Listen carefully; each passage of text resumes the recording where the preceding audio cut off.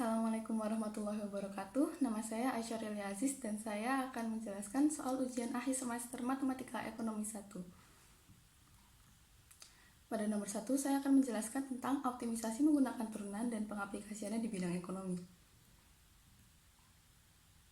Sebelumnya, seperti yang kita ketahui, jika kita memiliki fungsi y sama dengan fx, maka f aksen x yang merupakan turunan y merupakan gradien garis singgung kurva y pada suatu titik. Contohnya, misalkan kita memiliki y sama dengan sepertiga x pangkat 3 min 4x. Maka jika digambarkan dengan grafik akan menjadi seperti ini. Di gambar kita memiliki 3 titik yaitu A, B, dan C. Dengan menggunakan turunan fungsi y, kita dapat mencari tahu gradien garis singgung pada masing-masing titik A, B, dan C. Jika y sama dengan fx, maka turunan dari y atau f aksen x akan sama dengan x kuadrat min 4. Maka gradien garis singgung di titik A, B, dan C akan memiliki fungsi juga x kuadrat min 4. Dari sini kita dapat mencari gradien garis singgung dari masing-masing titik. Untuk titik A, dapat kita lihat bahwa titik A memiliki koordinat x di titik negatif 3. Jika negatif 3 kita masukkan ke fungsi ini, maka kita akan mendapatkan negatif 3 kuadrat, yaitu 9, dikurangi 4 menjadi 5. Sedangkan untuk titik B berada pada koordinat x min 2. Jika min 2 kita masukkan kepada fungsi ini, maka kita akan mendapatkan min 2 kuadrat, yaitu 4, dikurangi 4 akan sama dengan 0. Lalu, untuk titik C berada pada koordinat x sama dengan 2. Dan jika kita masukkan ke fungsi gradien garis singgung, maka kita akan mendapatkan 2 kuadrat dikurangi 4 akan sama dengan 0. Jika garis singgung dari masing-masing titik digambarkan, itu akan menjadi seperti ini. Nah, bisa kita perhatikan di sini, titik yang memiliki garis singgung mendatar atau garis singgung dengan gradien 0, maka mereka merupakan titik-titik optimum, baik titik maksimum maupun titik minimum. Maka kita dapat lihat bahwa titik di mana turunan dari fungsi merupakan 0, maka mereka merupakan titik optimum. Nah, jika fungsi terdiferensial f mencapai titik ekstrim, maksimum maupun minimum di titik x star, maka f aksen x star akan menjadi sama dengan 0. Dan itu teorinya sudah kita buktikan dengan penjelasan sebelumnya. Namun sekarang, bagaimana membedakan mana yang titik maksimum maupun yang mana titik minimum? Untuk membedakannya, kita bisa menentukan titik maksimum atau minimum menggunakan turunan kedua dari fungsi tersebut. Jika f aksen x star sama dengan 0 dan turunan kedua dari fx yaitu f aksen x star kurang dari 0 atau bernilai negatif, maka fungsi terdiferensial f mencapai titik maksimum lokal di x star. Namun kebalikannya, jika f aksen x star sama dengan 0 dan f aksen x star atau turunan kedua dari fungsi f lebih dari 0 atau bernilai positif, maka fungsi terdiferensial f mencapai titik minimum lokal di x star. Kita ambil contoh saja seperti soal sebelumnya, yaitu y sama dengan 1/3 x pangkat 3 min 4x. Jika kita turunkan, pertama akan menjadi x kuadrat min 4, dan turunan keduanya atau f aksen x akan sama dengan 2x. Seperti yang kita ketahui sebelumnya, kita memiliki 2 titik optimum di sini, yaitu titik B dan titik C. Untuk pertama, titik B berada di koordinat x sama dengan min 2, maka jika kita masukkan ke turunan kedua dari fungsi y, yaitu f aksen x, maka akan sama dengan 2 dikali negatif 2, yaitu sama dengan negatif 4. Karena negatif 4 bernilai kurang dari 0, maka titik B merupakan titik maksimum dari kurva tersebut. Sedangkan untuk titik C, karena titik C berada di x sama dengan 2, maka jika kita masukkan ke fungsi f aksen x akan menjadi 2 2 dikali 2 sama dengan 4. Karena 4 merupakan nilai positif dan lebih dari 0, maka titik C merupakan titik minimum. Selanjutnya kita akan lanjut ke contoh soal pengaplikasian optimisasi menggunakan turunan di bidang ekonomi. Di contoh soal nomor 1, kita memiliki fungsi Q sama dengan 40 min 0,2P. Sedangkan fungsi TC sama dengan 100 Q. Nah, untuk mencari keuntungan maksimum, maka kita harus mencari fungsi dari profit itu sendiri. Fungsi profit atau P akan sama dengan TR atau total revenue dikurangi TC atau total cost. Untuk mencari total revenue sendiri, kita dapat menemukannya dari P dikali Q. Di sini kita sudah memiliki fungsi Q, yaitu Q sama dengan 40 min 0,2P, yang mana dapat kita ubah menjadi fungsi P. Kita pindahkan 0,2P ke kiri dan Q ke kanan. 0,2P sama dengan 40 min Q kalikan 5 masing-masing sisi, maka P akan sama dengan 200 dikurangi 5Q. Karena kita sudah memiliki fungsi P, maka kita dapat menemukan fungsi TR, yaitu akan sama dengan 200 dikali Q dikurangi 5Q kuadrat. Karena kita sudah memiliki kedua fungsi yang kita butuhkan untuk mencari fungsi P, yaitu total revenue dan juga total cost, maka kita bisa langsung mencari fungsi P. P akan sama dengan total revenue dikurangi total cost. Maka P akan sama dengan 200Q dikurangi 5Q kuadrat dikurangi total cost, yaitu 100Q. Jika kita sederhanakan, maka kita akan mendapatkan fungsi P sama dengan 100Q dikurangi 5Q kuadrat. Nah, selanjutnya dari penjelasan sebelumnya sudah kita ketahui bahwa untuk mencari titik optimum dari suatu fungsi, maka turunan dari fungsi tersebut harus bernilai 0. Maka pertama kita harus mencari turunan dari fungsi P dulu.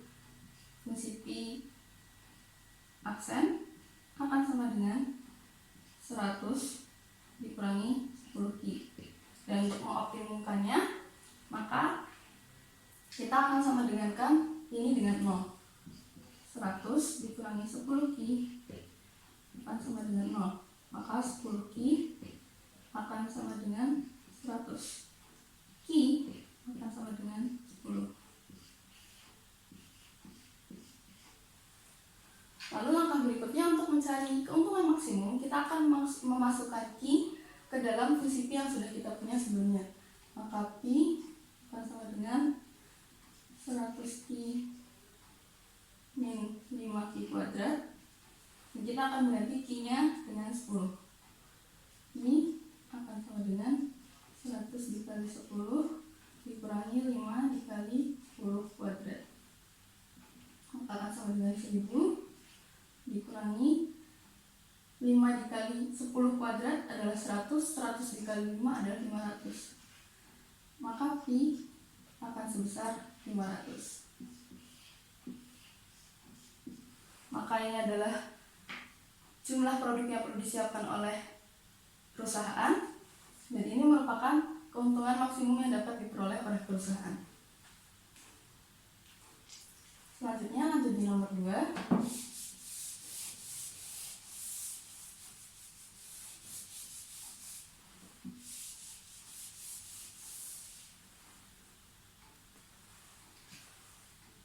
Pada nomor 2, diketahui bahwa R aksen T merupakan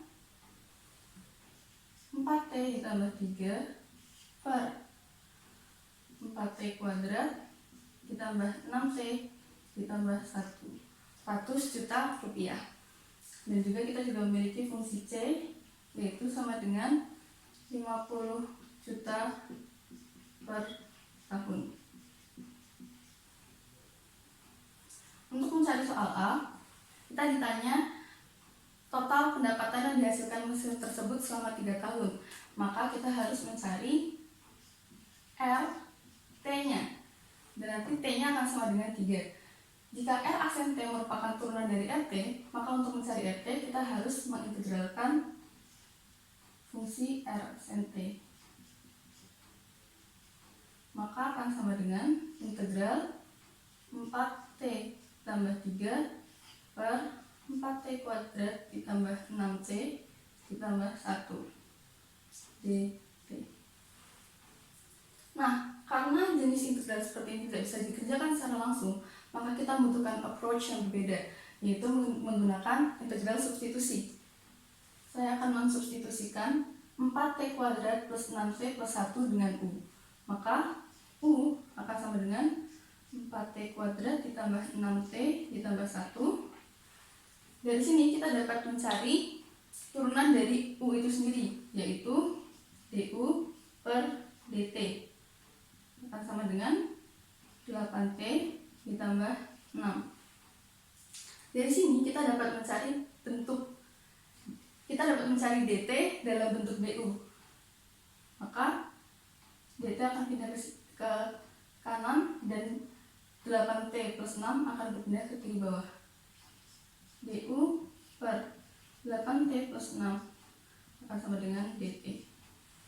Nah, jika kita sudah memiliki semua informasi ini, maka kita dapat mengubah bentuk integral ini menjadi bentuk yang baru, yaitu akan menjadi integral 4T plus 3, karena kita tidak ubah sebelumnya, maka akan tetap 4T plus 3 per 4T kuadrat plus 6T plus 1 akan kita ubah menjadi U, dan dt akan kita ubah menjadi du per 8T plus 6.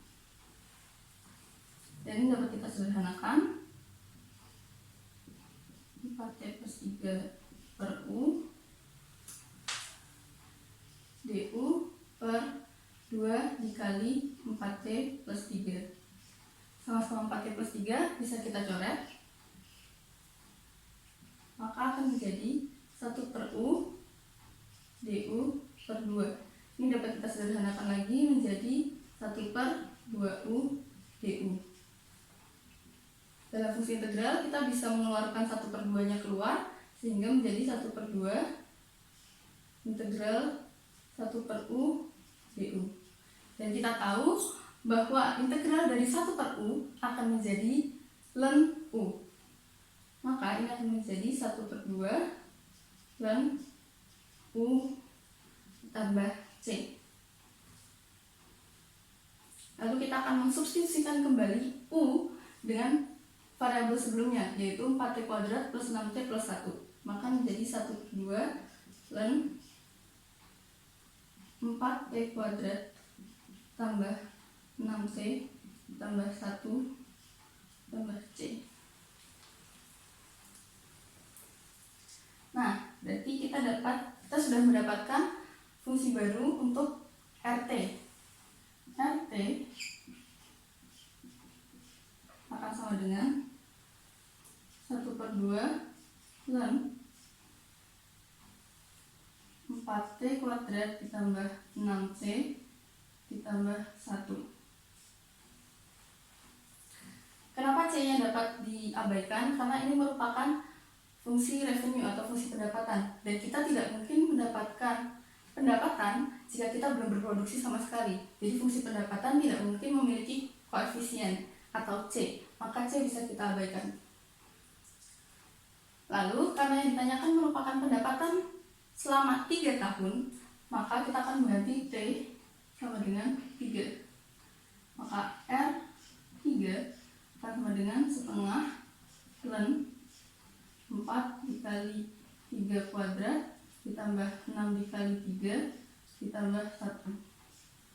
Maka akan sama dengan setengah ln 3 kuadrat sama dengan 9, 9 dikali 4 sama dengan 36, ditambah 6 kali 3 sama dengan 18, ditambah 1. Maka setengah ln 36 ditambah 18 sama dengan 54, 54 tambah 1 sama dengan 55. Jika ln 55 dihitung menggunakan kalkulator akan menjadi 5 kali 4,0073 3,3,3,1,8. Maka dapat kita sederhanakan menjadi 2,0036669. Karena seperti yang kita ketahui di soal bahwa fungsi ini memiliki satuan ratus juta rupiah, maka total revenue selama 3 tahun akan menjadi 200.366.659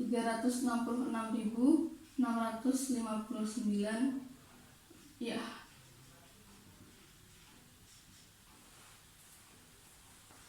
Lalu untuk soal B, yang ditanyakan adalah profit yang dihasilkan oleh mesin selama 3 tahun. Dan sudah kita ketahui bahwa fungsi profit akan sama dengan total revenue dikurangi total cost.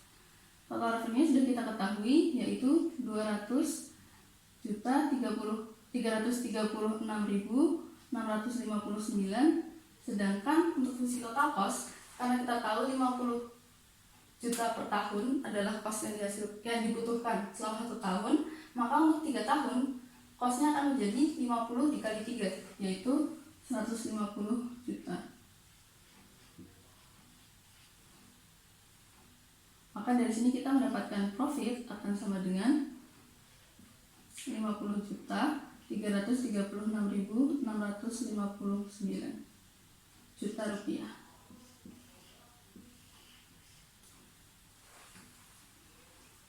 Sekian untuk nomor 2, dilanjutkan dengan nomor 3.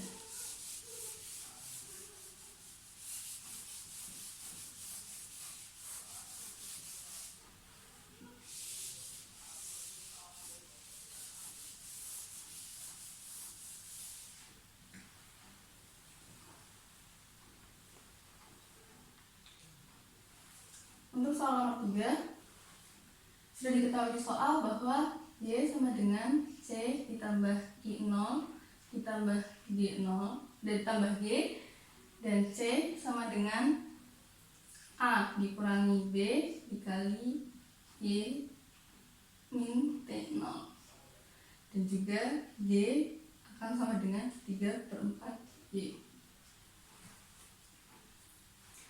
Untuk nomor A, menyatakan model matematika ini dalam bentuk matriks AX dikali A dikali X sama dengan B. Nah, sebelumnya kita dapat menyederhanakan model matematika di atas. Kita mempunyai fungsi Y sama dengan C plus I0 plus Y, sedangkan Y sendiri sama dengan 3/4.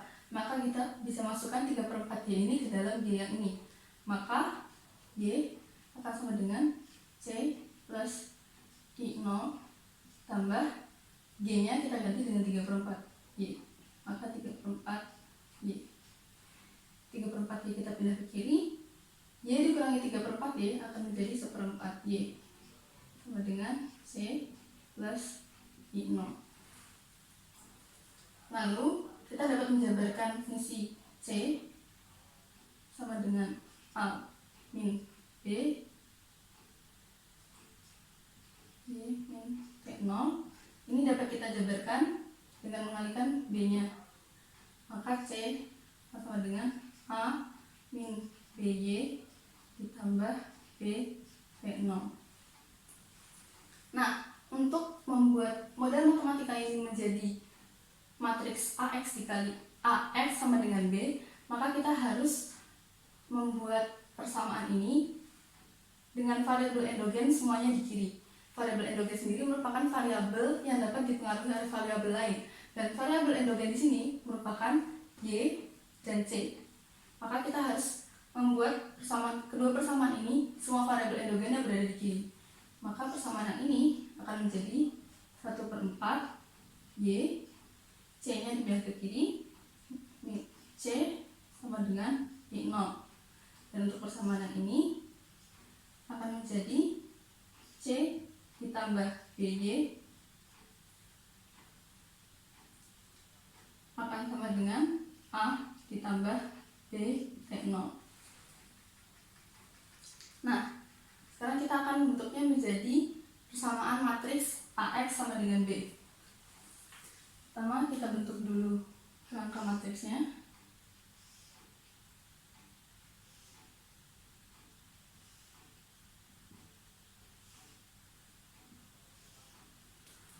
Untuk persamaan matriks ini, pada matriks X akan kita isi variabel endogen yang tadi, maka akan sama dengan Y dan C. Lalu matriks B akan kita isi ruas sebelah kanan dari persamaan, yaitu I0 dan A plus B ke 0.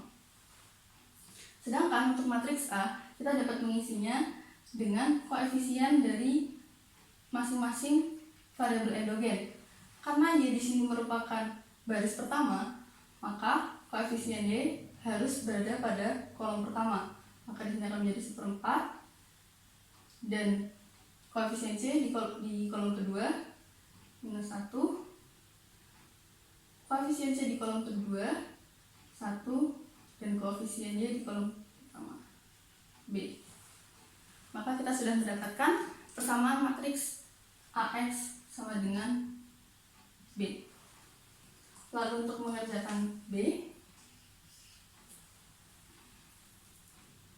diketahui I sama dengan 50 triliun, T0 sama dengan 40 triliun, A sama dengan 60 triliun, dan D sama dengan 1/4. Sebelum kita mengerjakannya menggunakan metode Cramer, kita bisa mensubstitusikan masing-masing variabel dengan angka yang sudah kita ketahui. Maka matriks tersebut akan menjadi 1/4, B sama dengan 1/4, negatif 1 dan 1, YC akan sama dengan I0 yaitu 50, A ditambah B T0, A sama dengan 60, ditambah B nya 1/4 dikali P0 40. 1/4 dikali 40 sama dengan 10, 10 ditambah 60 sama dengan 70. Maka ini bisa kita langsung ganti 70 aja.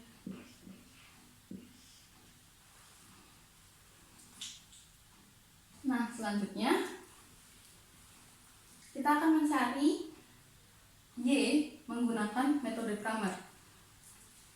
Rumus metode Cramer sendiri yaitu XI akan sama dengan determinan AI dibagi determinan A.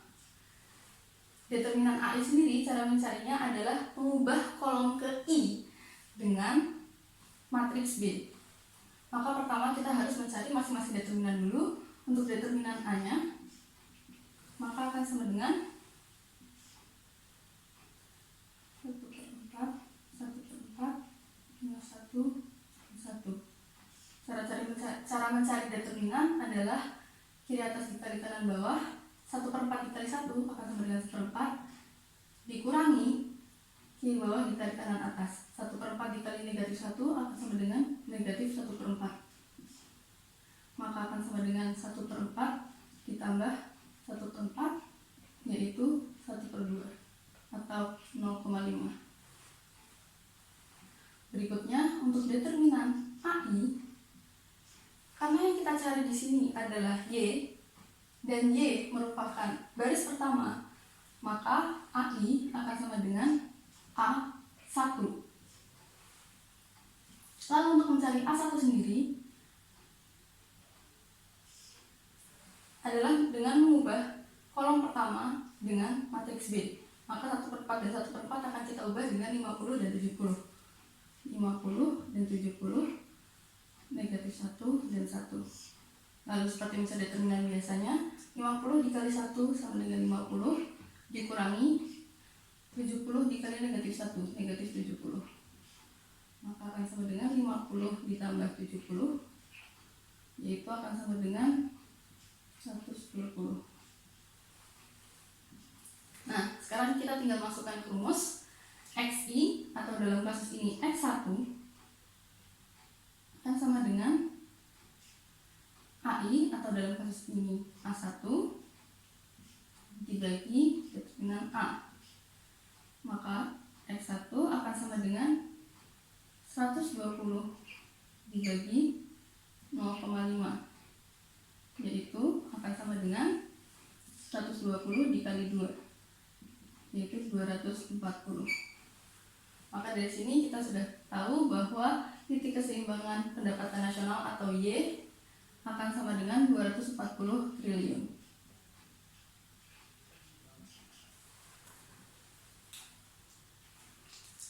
Sekian dari saya. Wassalamualaikum warahmatullahi wabarakatuh.